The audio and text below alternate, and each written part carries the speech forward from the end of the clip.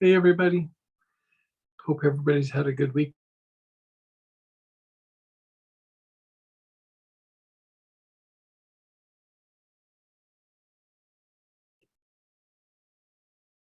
Type it.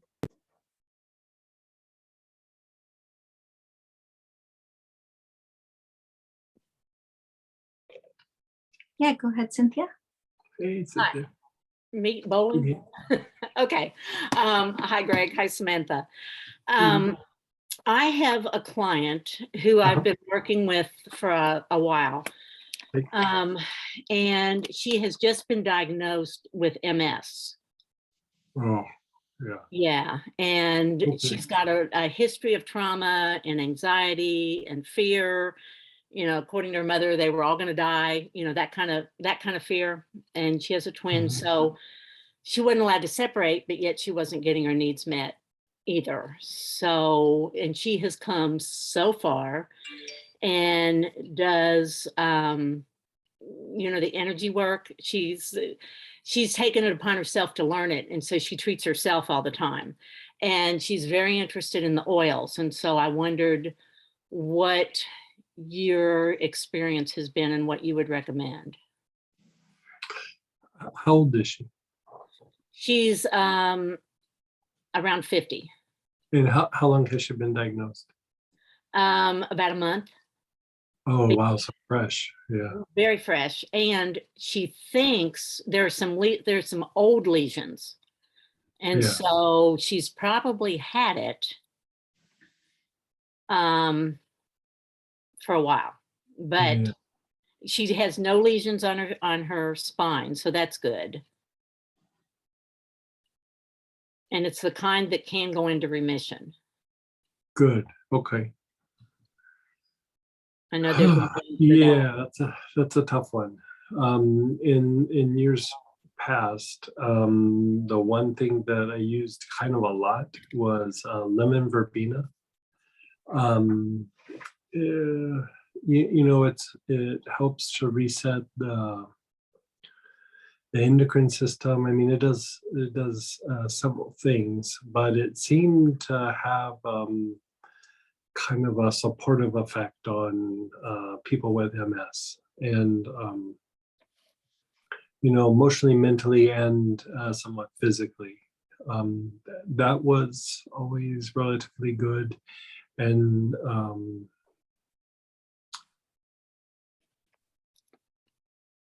how bad is the spasms and cramping and things in her body? At this point, she just has some numbness in Okay. her in her hands, and one minute, I'm trying to find where. She has one tiny old lesion in her neck, none in the spinal cord. She has some numbness in her arms and hands and a little bit of trouble focusing.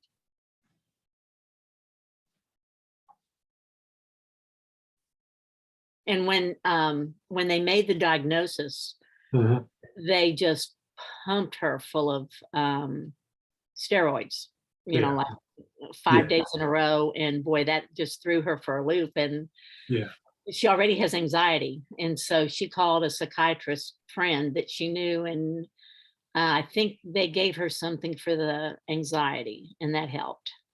Okay.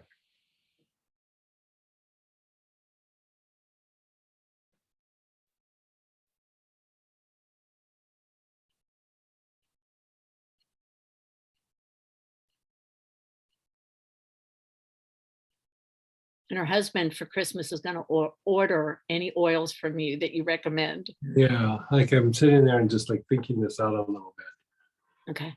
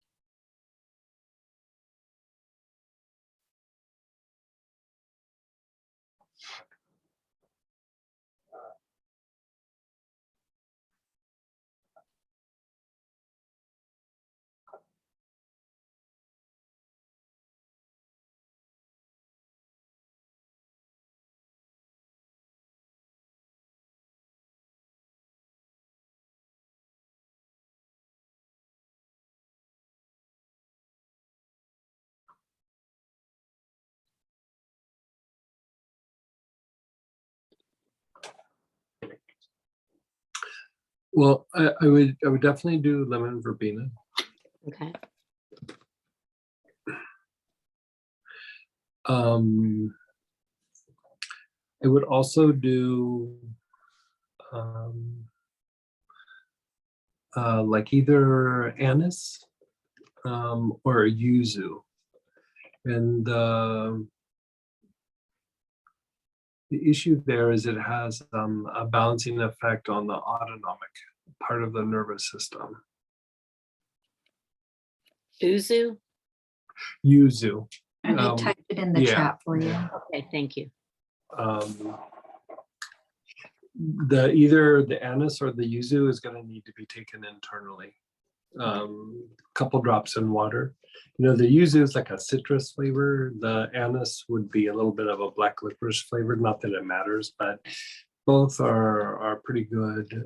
Anise is probably a little bit stronger for balancing out the nervous system than the yuzu, but yuzu works really super good.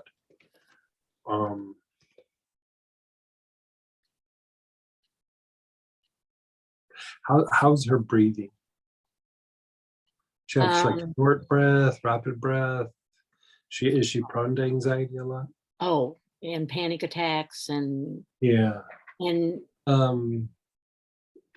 I would probably do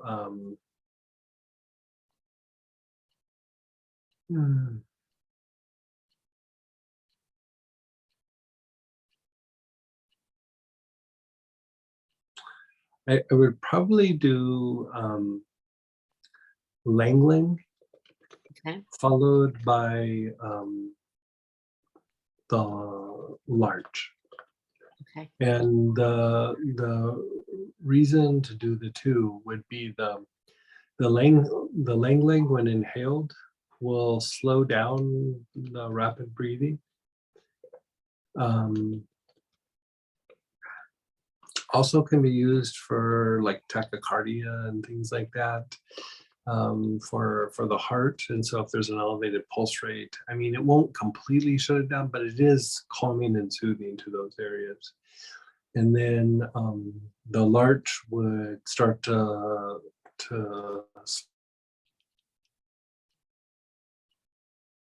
the muscles in the neck, the sternocleidomastoid. And anytime you see like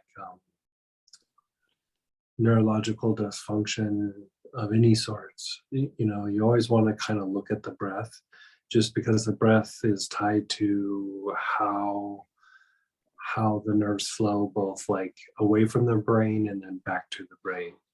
And most times when there's some sort of neurological issue, there is usually some sort of breath issue. It's usually short or rapid, or it could actually even be paradoxical, which means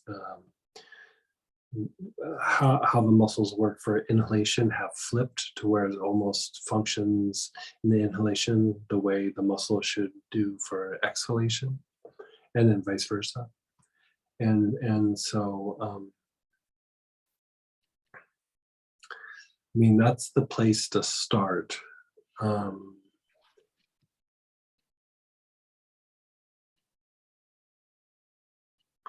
mean, we could go crazy with, a big long list, but I'd almost rather like see how she responds to these things and then make an adjustment rather than, just shotgunning, a bunch of things at her. I mean, this is already, what is it, 3 or 4 things. Like, let's get that into her routine.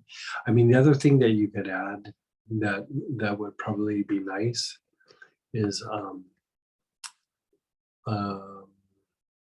spikenard, putting spikenard on her feet, like especially the arch of the foot and between the toes. and to have that done daily, it does like calm down some of the neurological activity, neurological responses. It reduces some of the stress and the tension in the body. It's calming, it's soothing, would help improve sleep a little bit.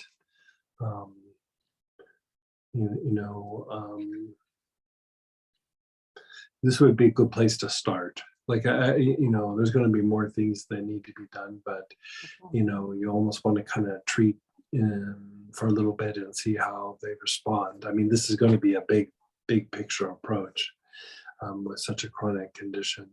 Yeah.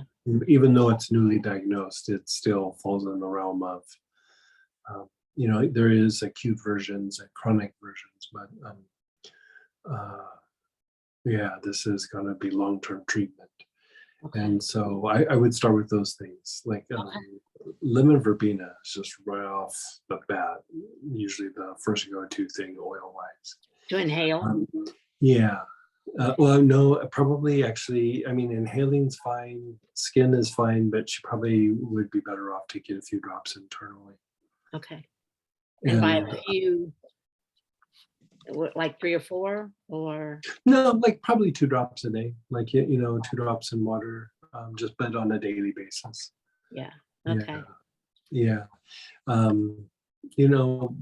Black cumin's always good for, inflammation, helping the body go into a state of healing. Galbanum's always good for when the pain gets like intense, but you always want to use like a lot of antispasmodics in situations like this. I think the spikenard would do it. The anise would have an antispasmodic effect as well. Not quite as strong as some of the other things, but like I'm more concerned about the nervous system than I am about just the spasms. And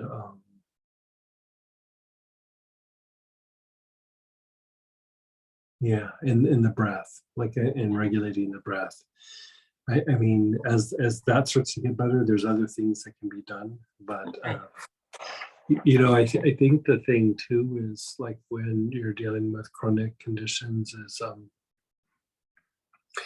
you don't want to overwhelm the patient with too many things to do, because it will be easy for them to set something aside. And so I usually give them a couple of things, let them start feeling better, see how they react, and then you can make adjustments after that, keep adding things as time goes by. But it's like they almost need a little bit of time to integrate what's being done, and then you can add to it. Okay, that sounds good. Now, she's also, since she's been in the hospital and they were doing that, she has a doctor who wants to put her on medicine. Yeah. So she's going to be doing that. I think she's decided. None of this, I factored in that she's probably going to be on meds. Okay, that's what I figured. And so, nothing that we are talking about should interfere with any of her meds. Yeah. Because she's got stress, and I mean, I was amazed at what she has handled over the last few years, because they had adopted someone unbelievable. And then what happened right before this got diagnosed, I mean, it was a whammy. Her husband surprisingly lost his job, and just everything happened all at once when she was handling things anyway. So this is all really, really good. So thank you. Yeah, as things come up, because I mean, that's the thing with these kinds of situations is there are certain things that you can do, and then there's the thing about addressing it on a case-by-case basis, because there's always little nuances that are different from person to person based on their physiology, their situation, their personality. There's different adjustments that have to be made in treating some really chronic conditions. And back many years ago, I had several cases where we were able to get the MS to go into remission. And, they would have flare-ups from time to time, but we were able to regulate it, but it took a little while. The other thing that is really good for that is uh, a little bit of body work, not necessarily um, like standard massage, but like any sort of like kind of fascial work or work where they're like compressing on the body. Like a lot of times they do it with their thumb, where they push and then they release, like different forms of shiatsu or something like that, or neuromuscular therapies where they're compressing and then releasing and compressing and releasing. And the reason is like the compression that's usually held anywhere from like 3 seconds to up to like maybe 10-15 seconds, and then gently released. The compression and release actually has a regulating effect on the nerves and the nervous system, and it's been found to not only help symptoms but help help the condition go into remission. I mean, this is back from like 25 years ago maybe, but the MS Society had some information about alternative. This is a long time ago, though. God, I haven't checked with the MS Society in so long. But they actually had therapies that they were looking at to help people be able to have some sort of support as they were going through, times when the condition was like at its peak. Trying to nudge it into remission. And so I would actually visit the website, or if there's a number to call for the MS Society. Okay. 25 years ago they were incredibly supportive of like I had a small little research group that we were doing some work with, and we interacted with them a few times, and they were very, very helpful to us. And they actually even were taking some of the things that we were saying and posting it. I can't remember how they were posting it, but they were, posting it so that it could get to the general public. And I mean, we were just doing things trial and error. Yeah, like I do a deep dive on some research from the MS Society, because there's going to be a bunch of things that people say like, oh, this will help, that'll help, but does it have a track record? You never know. And so I would go to people where, I mean, sometimes even conditions like this, they even have like their own magazine and stuff where people within that group, they'll have like support groups and things where they're all communicating about things that work and don't work. And so it could be a thing that you might find some resources with, but some sort of body work would be good. Okay. Like Thai massage would probably be good if the practitioner was, like good, but like gentle, but not, you know what I mean? Any sort of fascial work. And did you say Jinshin Jitsu? Shiatsu was the one that I was talking about. Okay. Yeah. Okay. Yeah, if I can't remember, but Genshin, isn't that where they touch points and they're running energy between it? It needs to be like manual manipulation. Like it needs to be like a compression and release, compression and release, not just rubbing it, but compression, release, compression, release. And so what we were doing back in the day was we would come up with very simplified like therapies that we could have family members do, like their partner or somebody. And so we would teach them very basic things, to keep costs down and just help them stay comfortable. Something that somebody could do to them for 5, 10, 15 minutes in the evening to help them wind down. And one of the things we just would have them like just take their hand and compress and then release. Compress or release. If they could use their thumb, great, but most people's thumbs fatigue really quickly, and so the hand is easier. Okay. And it's compressing where the pain is? I mean, I would do down the back and the legs, you know, like where the pain's at, but I would definitely hit the torso and, you know, Okay. yeah, like if they're laying on their belly, like just hit the whole backside. You know, sometimes you can get away with not doing the front side, but at least hit the whole backside. Okay. Thank you so much. Yeah, I hope it helps, and keep giving us feedback so that we can adjust. Okay. Okay. I Yeah. appreciate that. Thanks. Yeah. Go ahead, Catherine. Hey, Catherine.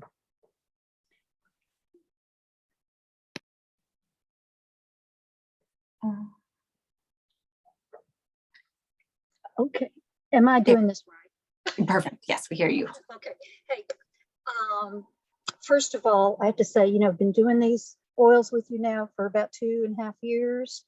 Mhm. And I got my blood work today. And my doctor gave me high grades and said the only thing I'm a little low on vitamin D. But my readings are that of a 45-year-old. And I'm not Oh, tremendous. 45. I'm like about Yeah. 71. So Yay! thank you. Thank you.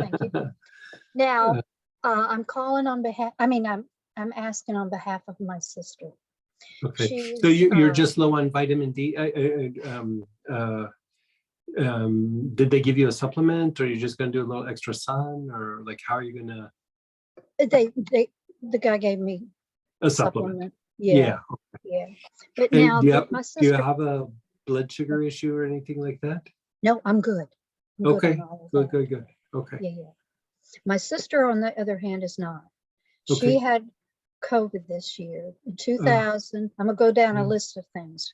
Okay. In 2000, she had a ruptured bowel and has Ruptured not disc. been Ruptured disc. Bowel. Oh, bowel. Oh, perforation of her bowel. Yeah. Yeah. So, Boy, yeah. So whenever she gets under physical stress, her adrenals will drop. And she gave me a number of like 1.39 on her cortisol. yeah. She's been put on DHA. She's on criminy, can't read my writing. Something for her adrenals. Cortisol, I know that. And there's some other things she's got to take, like 30 milligrams Tuesday and Wednesday this week. She caught something, she thinks, from a daycare, upper respiratory. Okay. She's tested 4 times negative on COVID. Okay. She is extremely careful about what she eats, Okay. what she uses on her bodies. Right now, she's doing a peppermint scrub. She's doing oregano inhalation. She did have pink eye. She's got this upper respiratory thing. It started off with her voice box bothering her. Her ears were blocked. Some water behind there. And let me think what else. She's had a lot of physical traumas. Broke her leg from part of being on a wharf where the wood broke. She was scuba diving, had the bends, almost died from that. And when she was a little girl, she had rabies. She had to take rabies shots. And that was in the old days when they did it in the belly button. Yeah, I was there the day she had it done. And that was hardcore. Right, it was horrible. So a lot of physical trauma throughout her life. So she has studied oils, but it's been a while, and she's not done the kind of work that you do. So, Okay. if you can zap her some there's healing energy too. Several things. Several things that. Oh, I'm gonna have to record this. Yeah. Because I can't read my writing. Okay, so she's had COVID and history of like bronchitis, pneumonia, anything like that previous to Allergies, yeah. allergies. Yeah, she sounds Yeah. like she's got really bad allergies actually. Mhm. Like I suspect the ears and the fluid retention in the ears and things is probably a little bit allergy related. Yeah, and she did have a Or it low even, temperature yeah, um, at the beginning, but no temperature now. no temperature. Okay. Mhm. Um, so a history of respiratory issues like bronchitis, pneumonia, anything like that, bad asthma. Oh, the other thing is we lived out in El Paso, Uh-huh, and we all played in the White Sands Proving Ground. uh-huh. It was a while back. That was before radiation was bad for you. We all Okay, have thyroid conditions too. okay. Hmm. Too much? No, it's just that like when you got so many things going on, you think like you kind of step away from the symptoms and like go, okay, what's going to help this person just start feeling better, like overall, and then start addressing the symptoms. Hmm.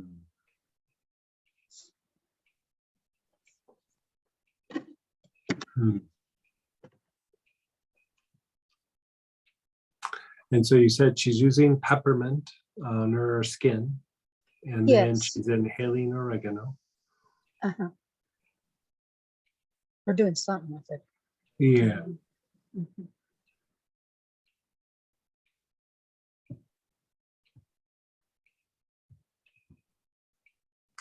So okay, so this is I mean, this is where I would kind of start. When you got a lot of things going on, you want to start looking at just like bringing the body back into like a sort of balance of sorts. You know, you want to start helping to regulate the body and sometimes that will clear up some of the symptoms and then it makes it easier to treat the more problem issues. And sometimes things don't look necessarily like they're related, but they can be related because of a part of a system that's malfunctioning or something like that. And so one of the rules of thumb when you have a bunch of things going on and the body is worn down a little bit and having a bunch of reactions. Like it sounds like she's got some allergies that's happening. She's got gut reactions. She's having adrenal reactions. Um, she's probably having a little bit of like hyper reactive issues with the respiratory tract because of the past COVID and so one of the oils that was really super good for when just everything's like out of whack is a very specific type of rosemary called Rosemary Verbena, and uh, we could have her start with that, just inhaling, and then when she feels comfortable, um, she could actually start taking a drop or two in water internally along with the inhalations, and should be helpful to the adrenals. It's not going to be the complete treatment for the adrenals, but it's helpful. Rosemary is helpful to the adrenals. Helpful to liver function, helpful to the nervous system, has some antispasmodic and anti-inflammatory properties, but part of what it does is it does help bring the body back into a state of balance. And other things are going to need to be done. But I think this is a good place to start. This is an odd question. Is she having issues with her eyes? I didn't ask that, but I will. Okay. It might be low on the list. It would just be an indicator of something. So I would have her do the Rosemary Verbena, and then I would probably have her use the quercetin, which is the crude vitamin C from the She health food is. store? Okay. What kind of dosage is she using, by the way? I will ask her. I don't know. Yeah, I would say probably 3 capsules, 2 to 3 times a day. Like, a pretty substantial dose. The other thing that she could do that would probably be helpful, and again, it's not necessarily an oil, but with something like this, I would start her on like, there's a form of coenzyme Q10 called ubiquinol. I mean, you could do just coenzyme Q10, but ubiquinol is more available to the body. And I would have her use some ubiquinol. Like I might only start her on like 1 or 2 capsules a day, but eventually move her up to 2 or 3 times that. But I would start real gentle because the body is in such a state that if you start doing something too aggressively, the body might just get thrown out of whack. Mhm. And so she's already got some things in motion. I mean, those are pretty solid. The peppermint acts as a stimulant for the body systems, which, is helpful. The oregano can be helpful for a lot of things, including her immunity. But I would still augment it with the rosemary verbena, and then increase her quercetin, and then maybe in a month or 2, like maybe a month, start her on ubiquinol, and then just gently keep increasing her dosage. Sometimes when people have substantial issues there, I'll have them take 5 or 6 of the big gel caps of the ubiquinol a day. I don't do that right off the bat unless there's a really serious like heart issue or something. But I even use that like in cancers, people going through chemo and things like that. Depends on how aggressively we're treating things. But aggression here is not good. Like her body's like a little bit fragile. Like, you know what I mean? Like it probably can handle some things, but like we don't need to be causing any problems. So I would say it's a little bit fragile, and just like little baby steps, just lots of little baby steps. It's like spoon feeding somebody before they can eat a meal. Like you just kind of keep spoon feeding them for a little while. The big key though is going to be the rosemary verbena. She can inhale that as much as she wants through the day. Like, just 15, 20 inhalations at a time, and then multiple times in the day. It will get blood to her brain. It will help to fight off some of the brain fatigue. It will still help respiratory issues. It has a balancing effect on the endocrine system and the nervous system. Like it's a pretty solid choice for a situation like this. As she starts to feel stronger, we can do something a little bit stronger. But when you got so many things going on, like you just got to get their feet under them a little bit. You know what I mean? Yeah. Like it's just the symptoms can be addressed at some point, but right now she just needs solid ground under her. Yeah, so that's what I would do. She's already taken quercetin, so increasing that should be okay.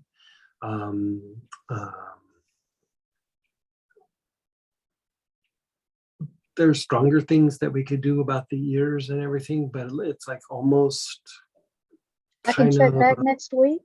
Yeah, like maybe let's do that, because like I kind of don't want to do anything too much stronger, because I'd almost like to see how she just starts responding to this, and not seeing her in person and everything.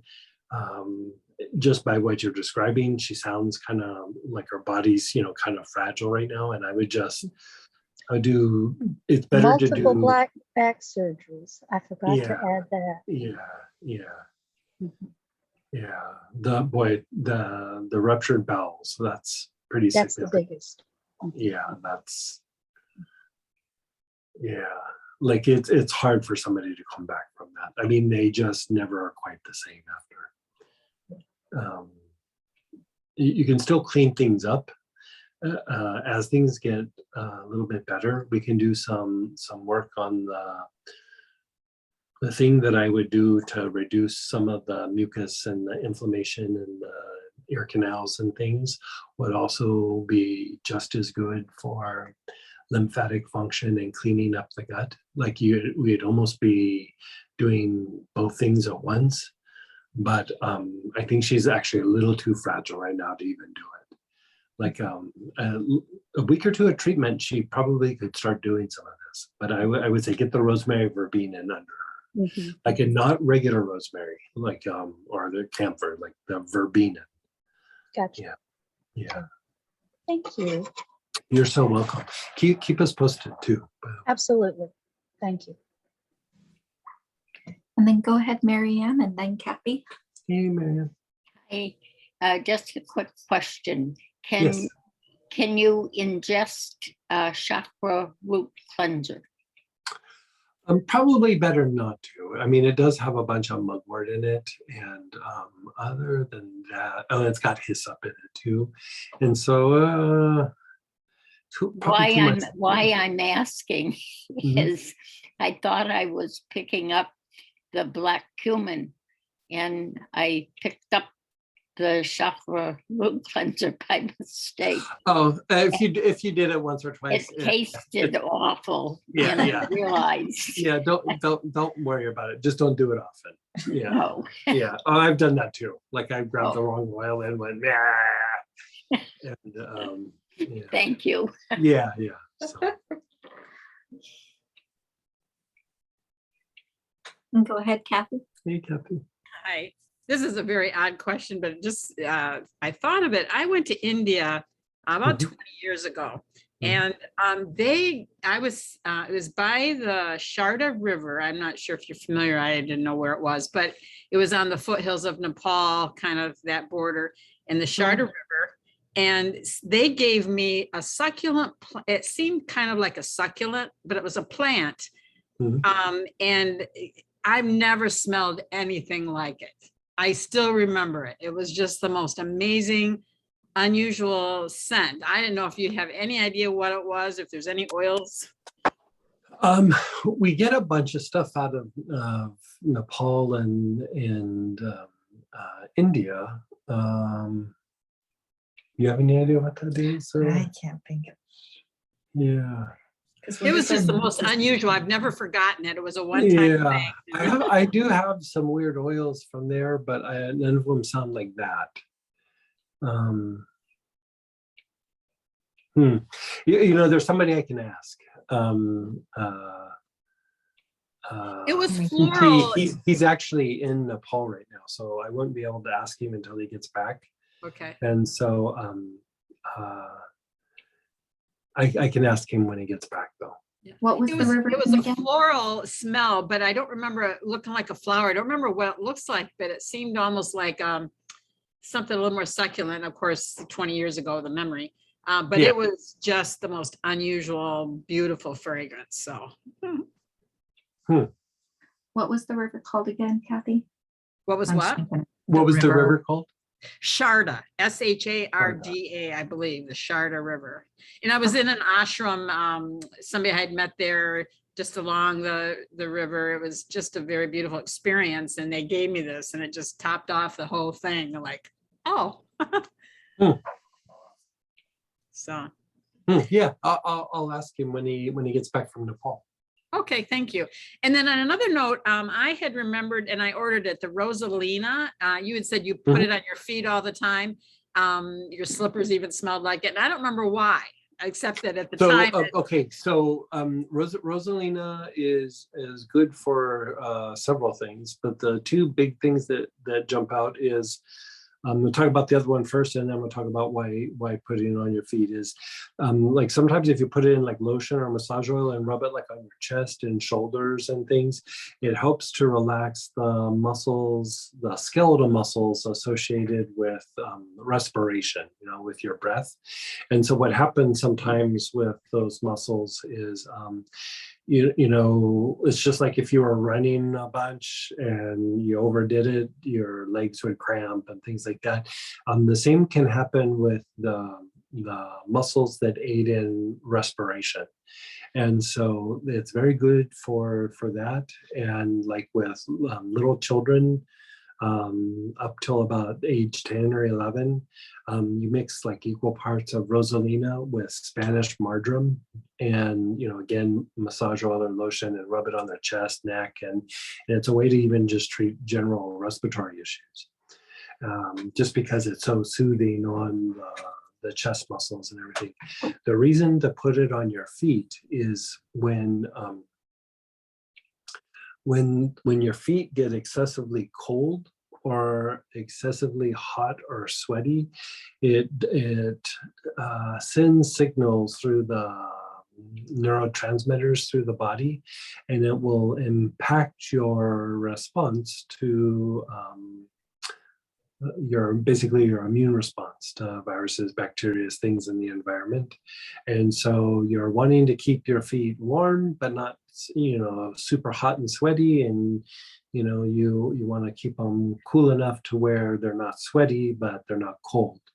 And one of the ways to augment that is by rubbing the Rosalina on the feet, especially the arches, a little bit on the top, you know, the top foot part of your foot, and then between your toes.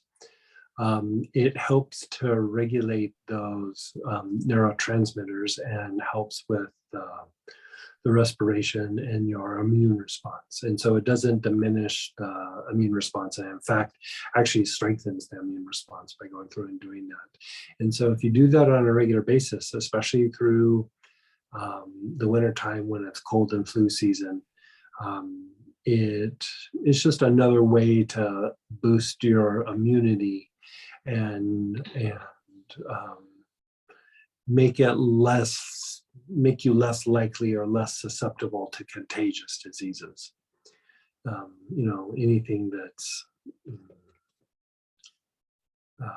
you know, influenza type or bacterial infections, things like that. And so yeah, but do it daily. Like, you know, and it doesn't even have to be crazy amounts. I mean, I think when I do it, 4 or 5 drops, I put it on the arch of each foot. And I mean, sometimes I don't even do the toes. I just hit the arches of the foot and call it good.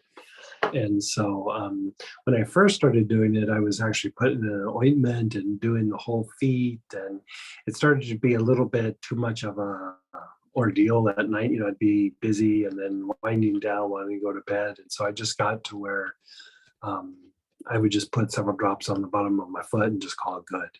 And it seemed to help. Like it seemed to help with my feet not being excessively cold or hot, but also the neurotransmitter activity. Like it kept me solid through the winter time. And so, yeah, you could use it for that.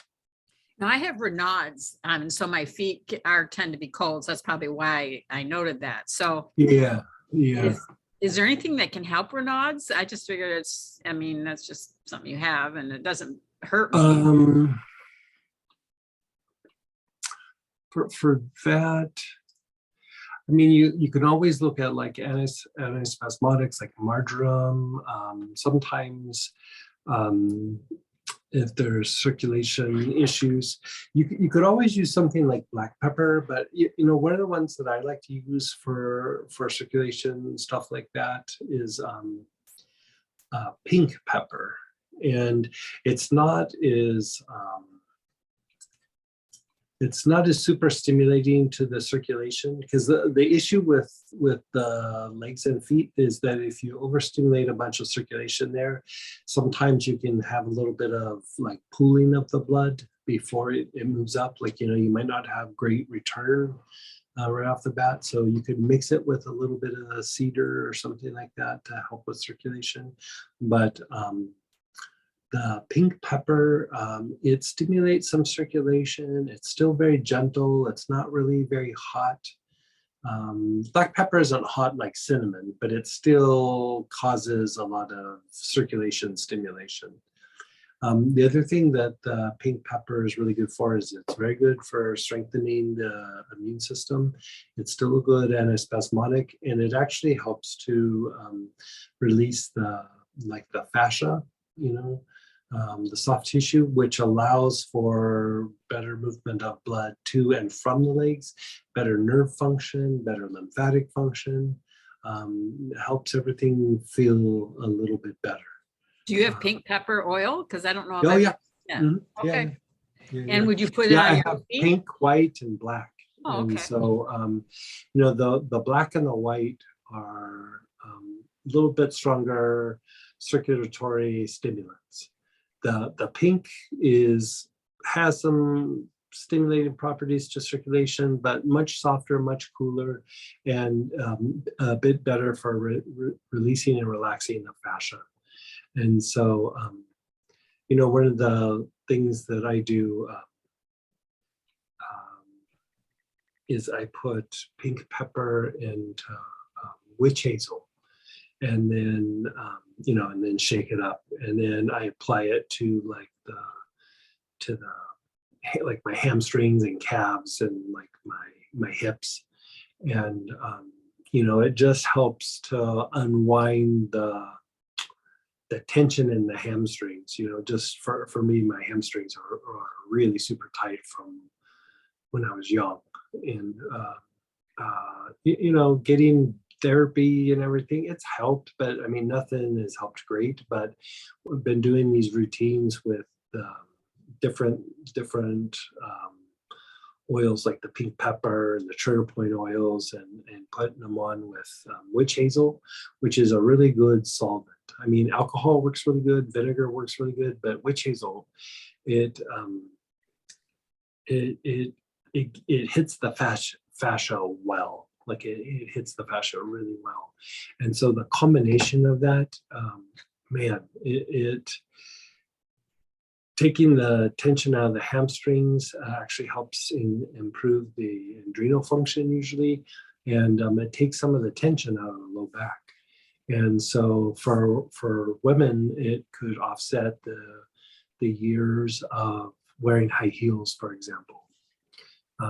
Runners, tennis players, things where you've had to squat a lot. The hamstrings can be quite wound up. And then sometimes there's just imbalances where you can't straighten out your legs all the way because the hamstrings are so tight. It does help unwind that somewhat. And so You always put it on your leg then, mostly yeah, on your I put it every, for me, a lot of my issues are in my legs and my hips. And so for me, I put it a lot there, but you could put it anywhere. Well, you mentioned fascia release. I have been working with somebody for some fascia release. Would that? Oh yeah. Would you put it on your stomach and whatever, or mostly just keep it on the legs and the feet? Or No, I put it everywhere. Like if I'm going to have some work done, like say fascia work, usually a day or two before I go, I do a couple dosages of that, and it makes the work makes it deeper, and it makes it less painful. Because sometimes that fascia work, it's very good, but it's not good on the table. You know what I mean? Like it can be a little bit painful. And so I find it to be helpful. And we were even just talking about this the other night, is Samantha was putting it on my legs, and she was even making a comment about how much my hamstrings have released with our routine. And I mean, it's been a lifelong thing for me. And, I would say in this last few months, it has gotten significantly better. And part of the routine has been big pepper. now, one other thing, I don't know if I'm making this up or not, but I get a little numbness on my left side, sometimes my arm or my leg, and I rub clary sage, and that Yeah. seems to help the circulation. And sure. I don't know what made me Very think good of it. antispasmodic. Yeah, Okay. very good antispasmodic. And so I could see that working. Yeah. The other thing that's nice about clary sage is helps to stimulate a little bit of the right side of the brain. It's antispasmodic. Sage has all the sages kind of have a calming effect on the sensory nerves, like how much they fire. And so I could see that being nice and helpful. Like the other thing that's really nice about clary sage that sometimes I forget about is it can also be good for calming the body down, like for like anxiety or something like that. You know, it's usually in combination with other things, but it's calming and soothing to the body. I mean, just bottom line. And so clary sage is a good one. Like if it's working for you, I would just double down. Yeah, it's a funny smell because I mean I really like Helichrysum and Cistus and Papa Yeah, Balsam, yeah. but there's something about clary sage I like, and it's surprising actually because Yeah. it isn't a kind of a scent that you would It think. is an odd smell. Like I remember the very first time I smelled it, and I was like, I don't know about that. And the more that I smelled it, the more I liked it. Yeah, it's the same but with me. Yeah, it wasn't my first like, oh boy, check this out. I was like, yeah, I don't know. But very good antispasmodic. Very, Okay. very good antispasmodic. Yeah. Well, thank you. You always have a wealth of Yeah. information. Oh, thank you. You're so kind. Thank you. Give me a sec, Deanna. I just want to ask Greg. I think they were talking about the pink pepper. Does this apply to the Renaud that affects fingers? You know, honestly, I haven't used it for Renaud, but like in theory, I think it would help. So you could use it on the arms and legs. You could use it on the legs. I'm trying to think of how. So this is what I do sometimes, and so not saying that you have to do exactly this, but like this is kind of how we've been using it. Is so you go through and you use the pink pepper, and again, you can mix it in like alcohol. You can mix it in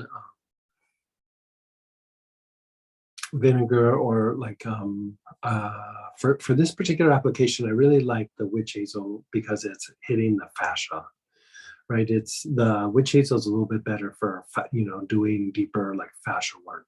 You know, it's very penetrating, it's very deep, and it's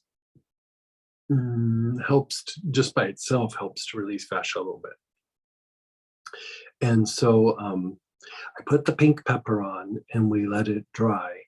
And then I put either in a massage oil base or a lotion base. I've been using Solomon's Hyssop, but you could use regular Hyssop and then rub it again on the same areas. And the reason being that like when you go through and you put the pink pepper on, it does start to release the fascia and starts to relax the body and reduce some of the tension and spasms. So what starts to happen is the body starts to release blockages. And a lot of what happens is there is a bunch of stress in the body. Like it's not emotional stress, it's not mental stress. It's just like from muscles being tense, from things being out of alignment, things, it's just like a kind of a stress tension, or a tension of, like stress tension. And so following the pink pepper with the hyssop or the Solomon's hyssop's a little bit stronger. In the ointment, hyssop is really good for removing stress from the body. And so it actually has some pain relieving properties to it. The Solomon's Hyssop is a little bit better of a detoxifier because some of the things that are in it. But regular hyssop would work as well. And you go through and you rub it on that area. And I mean, it just, like in theory, it doesn't take like spasms out or anything like that, but it takes this like tension out of the body that, I mean, it just starts relaxing the muscles and the tissue and everything. And I usually, my body relaxes a little bit more, and sometimes it helps my sleep, sometimes it doesn't. It doesn't keep me up, but sometimes it knocks me out, sometimes it doesn't. But definitely takes some of the tension out of the body, so that when I'm up and about, easier to stand up straight, able to stand for longer periods of time, where, before, the body's got a bunch of injuries. I would have a hard time like standing without having to shift my weight from leg to leg, or I would need to, put my hand on something or lean on something, because of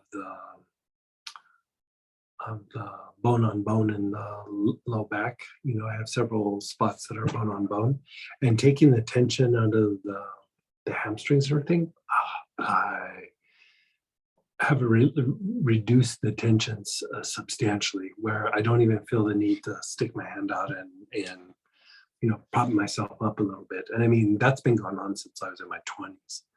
And so I find that to be a very helpful combination. Every once in a while, I might follow it up like a few hours later with some sort of lymphatic oil. But usually I just do the pink pepper and then some form of hyssop afterwards. And man, I find it to be very, very helpful. Now, just double checking, Greg, for the liniment, like we have in the workbook, just 10 to 20 drops. Yeah, per ounce. about 20 drops per ounce of witch hazel or alcohol, whatever you're using. And then for the ointment, with the hyssop, same thing, About 20 the to same. 25 drops. Yeah, about the Okay. same. Great. And now go ahead, Deanna, and then Sandra. Hey, Deanna. Hi, Greg. Hi, Sam. Thank you, guys. Hey. Hey, I have a question. I've been Mhm. feeling for the last month like I don't want to do anything. I don't want to meditate. I don't want to treat any patient. I went to the doctor and he made some blood test, and I'm low on vitamin D. I'm already on taking it, but still, I just don't want, I just don't feel motivated. So I don't know if you can recommend any oil. Any Okay. protocol? And when you wake up in the morning, are you feeling rested, or you still feel tired? Yeah, I still feel tired. Yeah. I suspect you're not sleeping well. Like, even though you might be sleeping, you're not getting good deep sleep. So, I mean, you could use cinnamon or thyme during the day, like taken internally, like a couple drops in water, and do it every day for a little while. That will help strengthen the body and help you to do, be active and do more things. But I suspect the issue is actually in your sleep, like you're not getting good deep sleep. And so, you could, are you falling asleep okay? No, actually, Okay, no. so that's what it, okay, so yeah, so let's Makes just sense. start with that. Yeah, so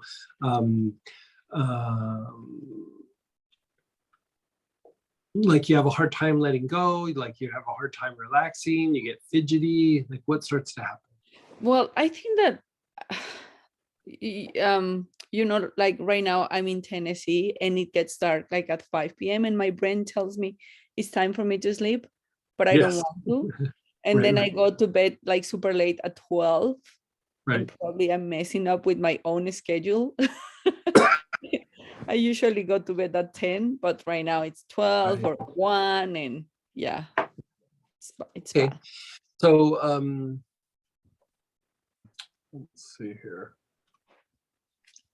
Well, definitely doing long, slow, deep breaths with tarragon, like go and lay in bed and start inhaling tarragon. The other one you could do right off the bat is hyssop. Okay. Hyssop or hyssop decumbens. Okay. That could be pretty solid as well. Okay.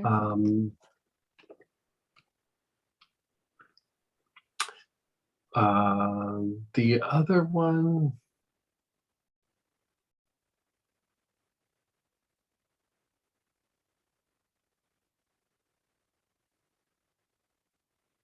give me just a sec, like I'm kind of going through a list here. Okay. Actually, the other one that you could try is marjoram. Okay. Is the same way, like couple of different things. So tarragon would be antispasmodic and very, very soothing. right? Very, very soothing. So if you had like a stressful day or an agitated day, anything like that, it would help the body to calm down. It reduces some of the tension and would help you to fall asleep, soothing some of the emotions, stress, things like that. The hyssop is going to deepen the breath and relax the body, relax some of the soft tissue, and help kick off some of the stress in the body from the day. Now, stress in the body can a lot of times be just like wear and tear, could be pain, could be like you sitting at a desk or being active, whatever it is. It's just, it can be movement, lack of movement, but the body will be in stress states. Perfect example of that is, say you're on a computer all day with your mouse and your arms in a fixed position. That whole shoulder girdle is been stressed because of holding that position for a long period of time. I see. And so the hyssop can be very good for that. The marjoram is really super good. It's very relaxing. If you're in a little bit of fight flight or you have a hard time winding down, it helps pull you out of the fight flight response and helps to increase the tone of the vagus nerve, which is tied to the part of your nervous system that has to do with rest and repair. And so sometimes what happens when we're having a hard time sleeping is that part of the nervous system is lacking tone, and it just starts to become hard to fall asleep. Like you're just not able to do it. And so if you keep inhaling the marjoram on a nightly basis, you'll start to notice that your body eventually starts to fall asleep easier and easier. The thing with the hyssop is it will relax the diaphragm, it will relax the hip flexors and muscles in your neck, the sternocleidomastoid, which by doing that will also start to shift your nervous system and like balance out the nervous system somewhat. Yeah. Those areas tend, like when the nervous system is like in an agitated state, we tend to hold a lot more tension in those areas than in other places. And so by going through and relaxing that, it allows the body to shift into deeper states of relaxation, and it helps to actually correct some of the misalignments that can happen in the body from you being in a position like while you work, or if you slept funny, or you're doing the mouse with your computer. It just helps to unwind the misalignments that can happen with that. And so you could do one of those, or you could do all three of those. Okay. Yeah, that would be super, super good. Yeah. Okay. Perfect. That's I didn't even think about it, and it's so easy. I think your issue is actually just falling asleep, and then because there's falling asleep, and then like what happens if you're not staying asleep for very long, or you're not getting good restful sleep, you're not hitting deep enough sleep. Even tarragon will help you go into deeper levels of sleep. And so, some of what we're talking about even overlaps to being able to get deeper levels of sleep. If that tends to be an issue after that, sometimes a little bit, this is, I'm not telling you to do this now, but just in case, like you're falling asleep, but you're still not waking up completely rested, a little bit of St. John's wort right as you go to bed. It doesn't make you fall asleep any faster, but when you go to those deeper levels of sleep, St. John's wort helps you to stay in those places for a little bit longer. Okay.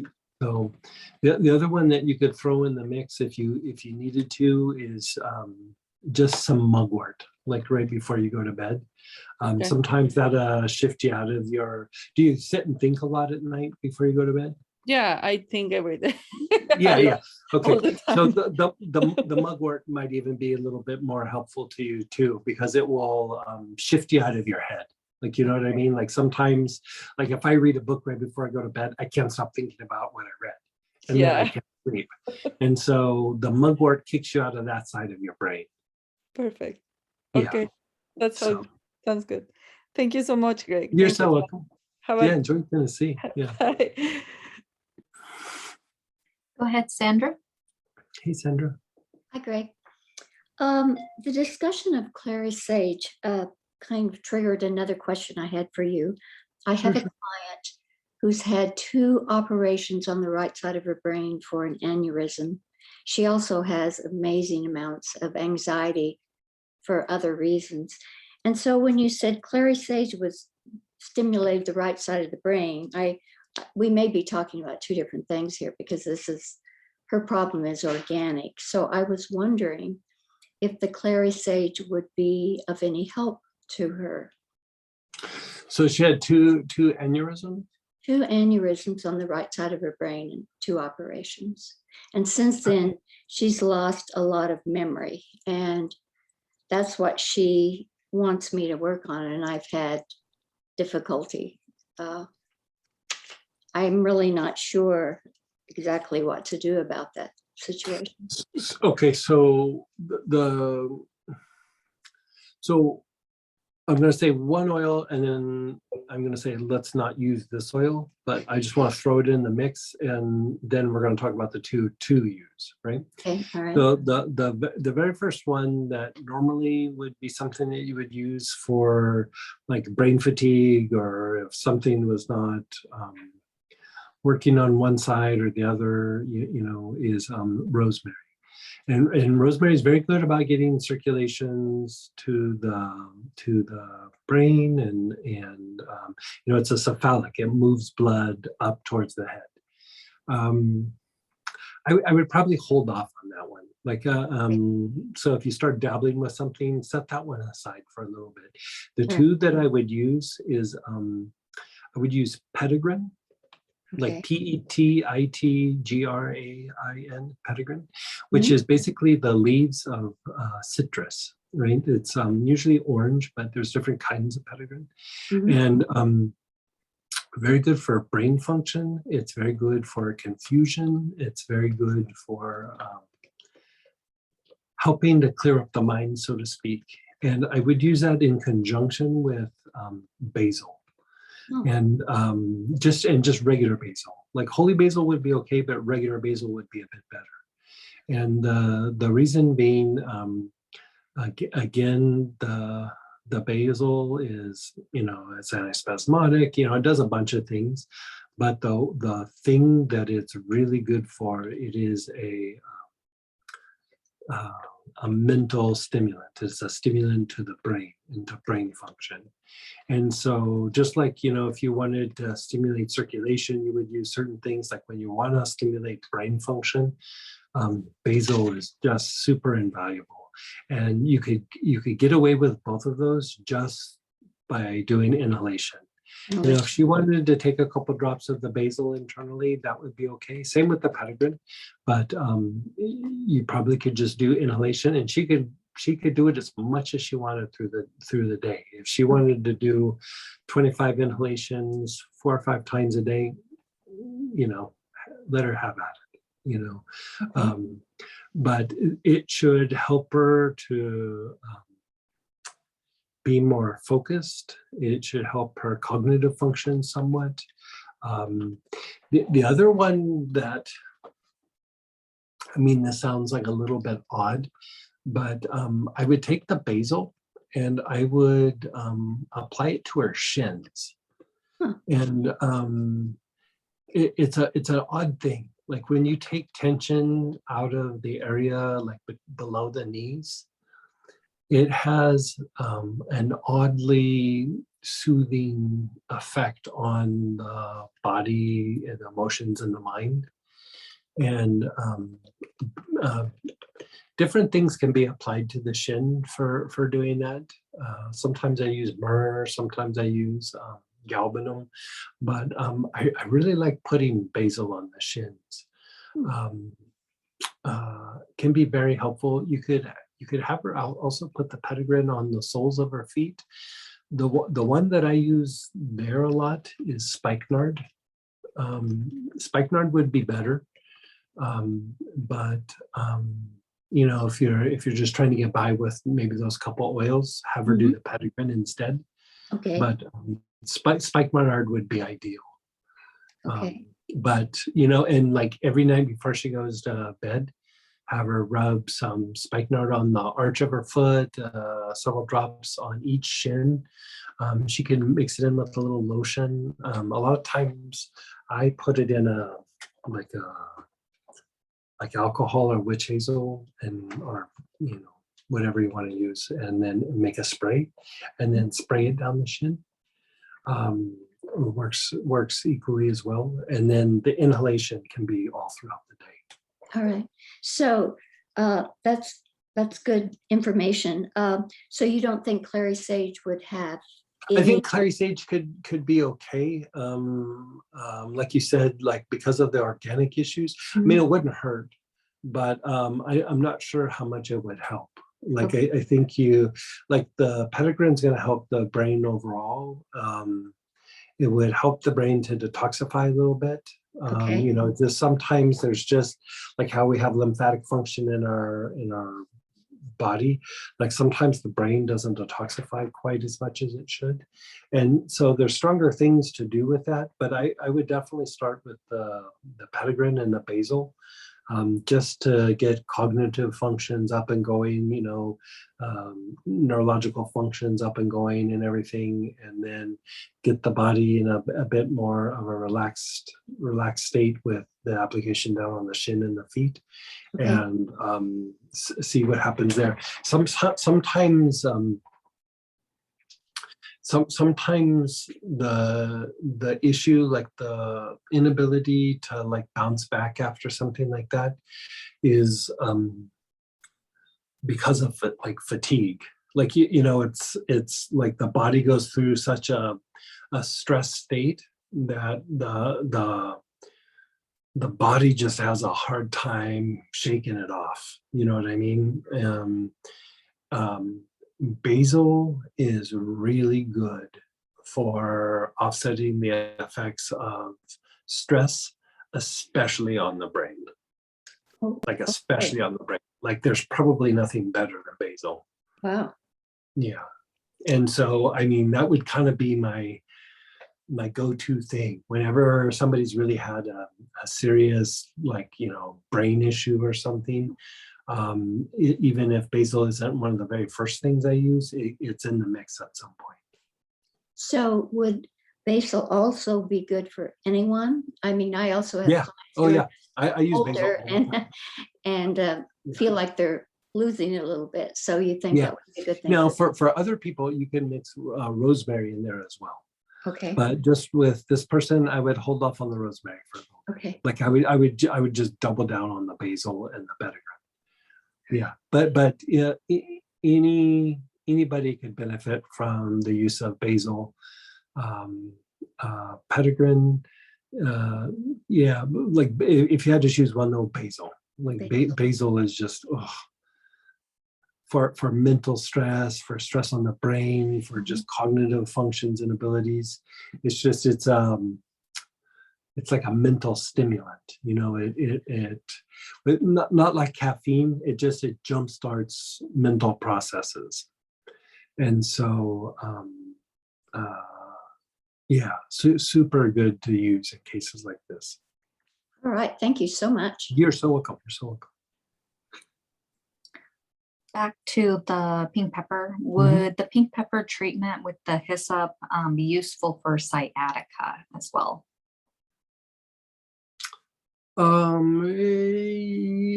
mean, yeah, it could be part of a treatment, but it probably wouldn't knock out the sciatica. I mean, because the sciatic issues are usually, there's a big muscle across the butt cheek called the piriformis. And a lot of times that piriformis is compressing the sciatic nerve. And, you know, it's usually causing substantial pain, even if it's not in the butt cheek itself, it's down the leg or into the shin or something like that. You know, you're having issues like further down the leg. And so with that, you could use that, but you definitely want to use like that pain relief neuropathic or anything that has like mint in it, or just even mint by itself, and apply it to the lumbar, like the low back area, like directly on the vertebrae, and then on the butt cheek of the affected side. And the mint will help, like peppermint or corn mint. The mint will help to reduce some of the pain. And then the mint will also have an anti-inflammatory effect on the area. And I mean, you're wanting to reduce pain and inflammation. The other issue when you have something like sciatica is one of the few neurological, or one of the few nerves that when it's compromised actually causes a bit of an allergic response, you know, because it has immune cells on the nerve itself. And so you want to always watch to make sure allergies aren't getting out of control. But anytime you have sharp stabbing pain in the body, you have direct correspondence is bronchial spasms. You know, your breath starts, like you can inhale kind of okay, but your exhalation becomes like very, very short. And that's the byproduct of bronchial spasms. And so large Hyssop decumbens, even certain types of pine, Melissa could probably do it, but like usually larch and hyssop is what I use. Inhale through the nose, out through the mouth. You could focus on the bottom of your throat or even the upper part of your chest. Will definitely help to open up the bronchial spasms. Just by doing that, pain usually goes down. If you can open up the bronchioles, pain will usually cut in half, you know, like at least 40%, but if not, usually 50% or so. And so treat the area, but also treat the breath, like the bronchioles. And remember the thing that we've talked about is doing the pursed lip breathing, which is you inhale through your nose, you purse your lips really tight, and then force air out through your lips, where I'll do a demonstration where you go, and then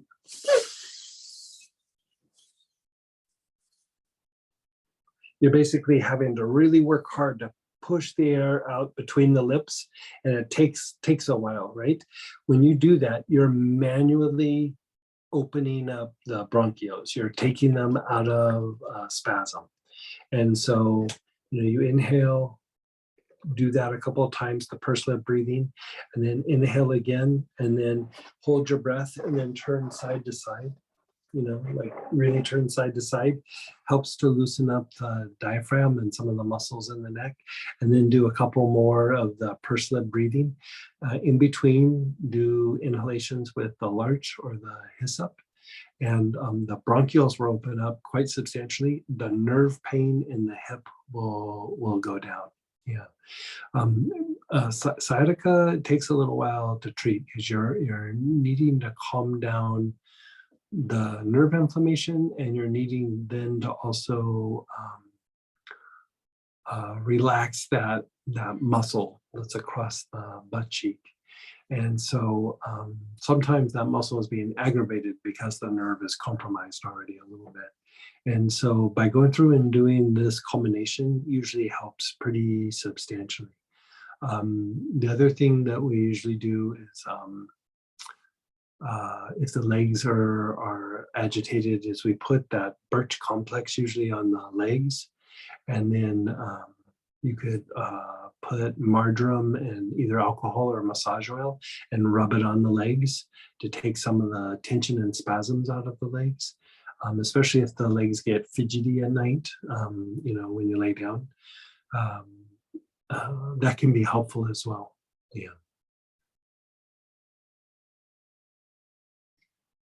How do we bless our sprays and oils? We're actually going to do that in the angel class in about 10 minutes. So that's interesting that you brought that up. Yeah, we're actually going to do that. So How about we'll do that in 10 minutes if that's okay. Do you have any suggestions to use different oils in a spray bottle to flush out stress and dissolve negative cords, negative energy, especially at the back of the office as I go back to my office? Rue is always good for disintegrating cords. St. John's wort works actually probably a little bit better, but is like 3 or 4 times the price. So, I mean, rue is about 80% already there. So I would say probably stick with the rue. And, you know, St. John's wort is a much lighter scent. So if you're wanting to use it at work, you might get less weird looks. But the rue works really super well. Like you can just even inhale it and the cords kind of disintegrate and fall away, or you could put it in a spray and spray it in your energy body. Very helpful in situations that are adversarial or lots of cords floating around the office, so to speak. And so it can be very, very helpful. So rue would be rue. And the other one to use like in work settings is hyssop. And hyssop helps diminish the tendency of the body to absorb negativity from the environment. And so, and I would include that emotionally, mentally, but I mean, especially physically, like hyssop is just invaluable in that. And so, yeah, between the hyssop and the rue, that should be quite substantial. If you're in situations where there's a lot of tension or there's a lot of conflict between people at work, the tarragon can be helpful. Just like right after the upsetting situation, inhale the tarragon, it'll calm you down really, really super fast. Yeah.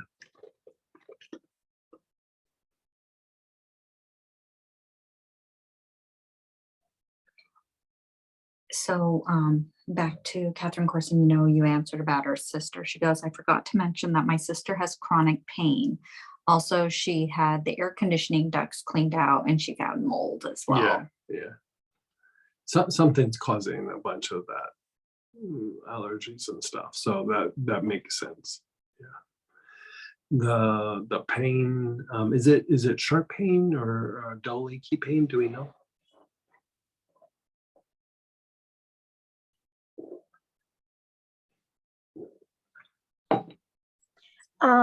She's got sharp pain from all of her injuries she's had in her life, but she's had a lot of back surgeries. Okay. There's some kind of a nerve impingement on her. I think it's the, oh gosh, I can't think of the name of it, but it's lower back where there's been an impingement on the nerve. We've done a lot to try to loosen that up.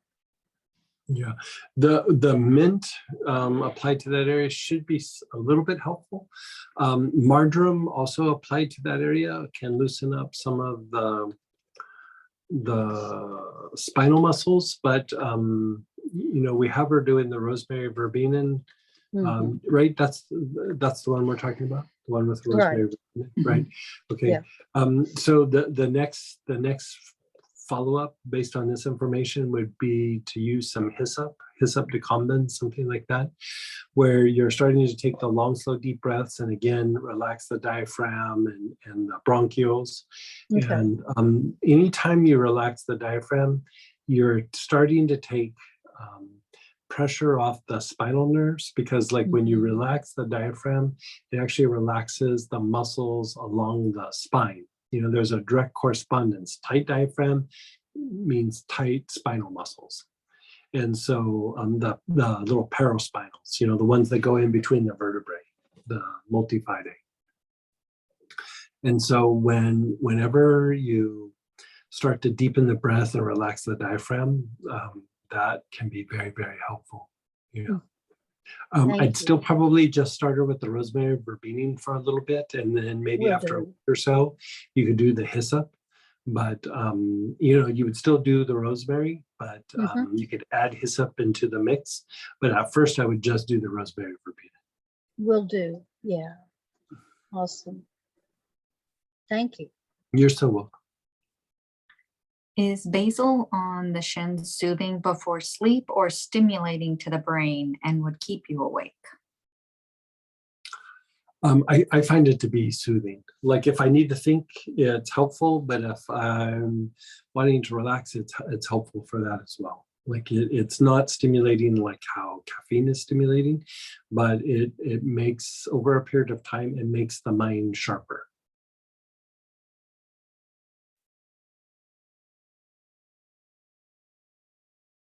Okay. Okay, well, we're just a minute or two away from doing the other study group for the angels, and the person that asked about how to bless the oils and the stones or whatever items that you have. We're actually going to address that right off the bat. And so let's go ahead and just switch over to the other link. And next week, we are still going to be doing our study group like normal, and we'll still do the angel study group like normal, but right after the angel study group, we are going to do a thing for the solstice with Astara. So if you feel up to it, there will be an extra thing to do after we do our two little study groups on Tuesday night next week. So there would be a little added bonus if you feel up to it. So schedule it if you can, and we'll provide the links for you when we're doing the event next week. But yeah,